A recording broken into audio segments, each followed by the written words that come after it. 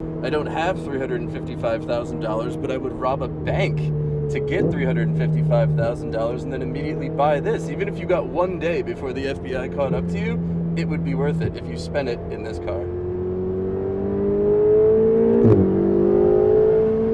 Hey guys, Sean Evans with Men's Health. In honor of Ferrari's 70th anniversary, they're allowing us to get up close with one of their best prancing horses, the Ferrari 488 GTB.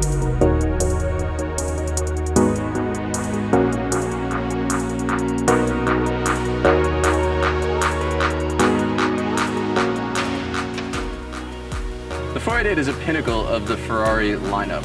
They've come out with a number of awesome cars over the past 7 years, but this one's pretty special for a number of reasons, and we're going to show you a few. First, Ferrari only turbocharges a very small handful of cars. This is one of them. The 488 replaces the 458, which was a naturally aspirated V8. We've got a massive rear diffuser. At 155 miles an hour, this car actually makes 716 pounds of downforce. It's really glued to the road. The other thing I also love is the third brake light. This is actually a reverse light. It looks like a brake light from an F1 car, which is kind of neat.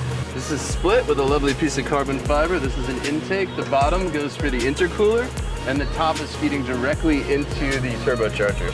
With a mid-engine car, it's obviously very important to get all of the air into the back to cool down that engine and to make sure that there's enough air for the turbos. We've got a 3.9 liter V8 twin turbocharged engine. That's good for 661 horsepower and 561 pound-feet of torque. Despite those really high numbers and despite the blistering performance that they afford, it's actually a pretty economical car when you pull up to the gas pumps. You're gonna average about 20 miles per gallon on this. Where you're not gonna save any money is when you actually go to the Ferrari dealership and hand over your probably black Amex card. This car, as tested, costs $355,000. So a couple things about the console. Obviously, it's really important to have your tachometer front and center. You'll notice it goes all the way up to that delightful red line of 8,000. The vehicle dynamics panel is on the left. Right now we're in sport mode. What it displays is your stability control, your braking, what the E-diff is doing, and also some of the other good bits that factor into how the car handles in the suspension. This is a switch kind of taken right off of an F1 car. Here it's used to select your drive mode.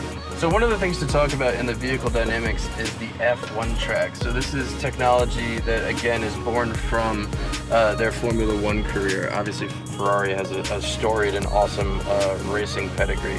The F1 track, what that does is that enables the powertrain to put down all of the torque smartly. 561 pound-feet of torque is an immense amount of power to lay down. And unless you have an awesome system that's able to do it, you're basically just gonna get the traction control light on, and it's gonna cut the throttle, and you're not gonna be able to go anywhere. So the F1 track system is what enables the power to be used smartly without you seeing the car step in and modulate you. As I mentioned, this car replaces the 458. What it adds is the twin turbos to the engine. It's still a V8. It adds 40% more torque. It removes some weight. Now you can hear that beautiful engine sing. Ferrari worked really hard to get that noise, so I will shut up so that you can hear that.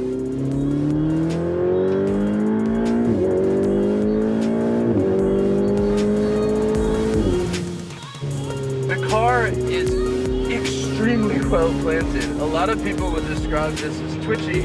That's just because they've never driven something with such direct steering and something that's so dialed in. When you point it in, you feel like the back end's probably gonna go, like it's not gonna make that corner, but it doesn't. It holds incredibly well, absolutely incredibly well.